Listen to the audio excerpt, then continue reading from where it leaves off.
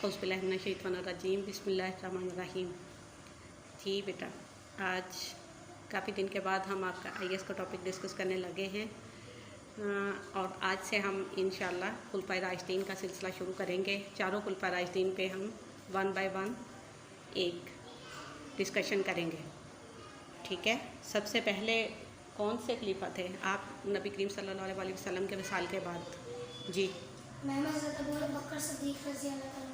हज़रत अबू बकर सिद्दीक़ रज़ी अल्लाह ताला अन्हु सबसे पहले खलीफा बने थे नबी करीम सल्लल्लाहु अलैहि वसल्लम के विसाल के बाद। तो पहले मुझे ये बताएं, सदीक़ किसे कहते हैं? सदीक़ है क्या? लक़ब है ना? ओके, लक़ब किस सूरत में दिया जाता है? किसी भी इंसान के हवाले से अगर हम बात करें बेटा, तो बताएं मुझे कि उसको लक़ब किसी भी खूबी के तहत दिया जाता है ना। जो खूबी उस इंसान में पाई जाती है उसको मद्देनज़र रखते हुए वहाँ के उस माशरे के जो लोग होते हैं, अवाम होते हैं, वो उनके लिए कोई नाम तजवीज़ करते हैं जिसको लक़ब कहा जाता है, ठीक है। तो हज़रत अबू बकर का जो लक़ब था वो सदीक़ था। सदीक़ के मायने क्या है? नो बेटा, सच्चा।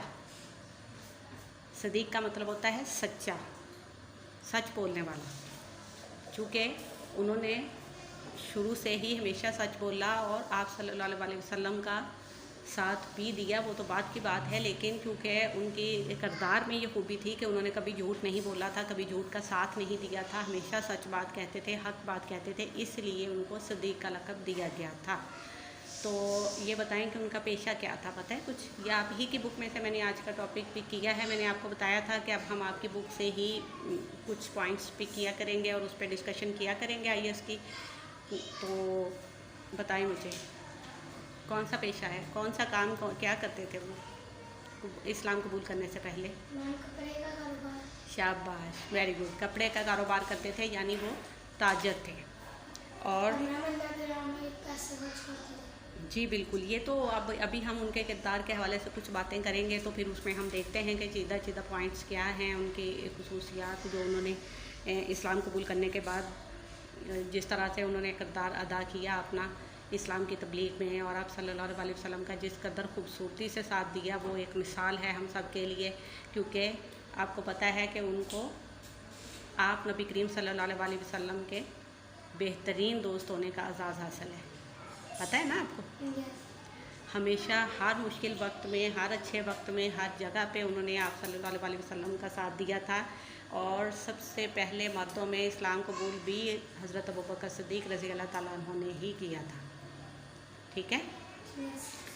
अभी हम देखते हैं कि उनका पस मंज़र क्या है ख़ानदान का। तो हज़रत अबू बकर सिद्दीक़ का असल नाम अब्दुल्ला था, ठीक है।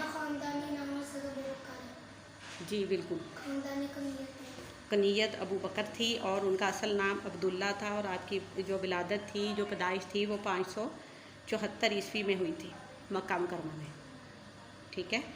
आप रज़ी अल्लाह ताला अन्हु के वालिद का नाम उस्मान था, वालदा का नाम सलमा था। और आपके जो वालिदैन थे, जब नबी करीम सल्लल्लाहु अलैहि वसल्लम ने इस्लाम का ऐलान किया था ना, मतलब नबी होने का आपने ऐलान किया था, तो ना सिर्फ हज़रत अबू बकर सिद्दीक़ रज़ी अल्लाह ताला अन्हु ने, बल्कि आपके वालिदैन ने भी इस्लाम कबूल कर लिया था आप सल्लल्लाहु अलैहि वसल्लम के हाथ पर।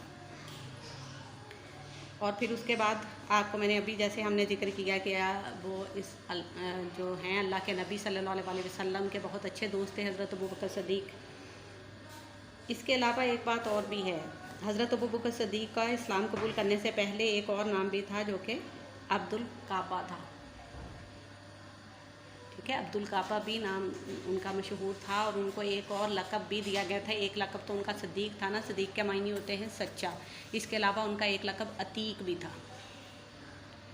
ये लक़ब उनको उनकी ज़ाती खूबियों की वजह से, उनके किरदार की खूबियों की वजह से दिए गए थे, मक्का मुकर्रमा के लोगों की तरफ से दिए गए थे ये सब।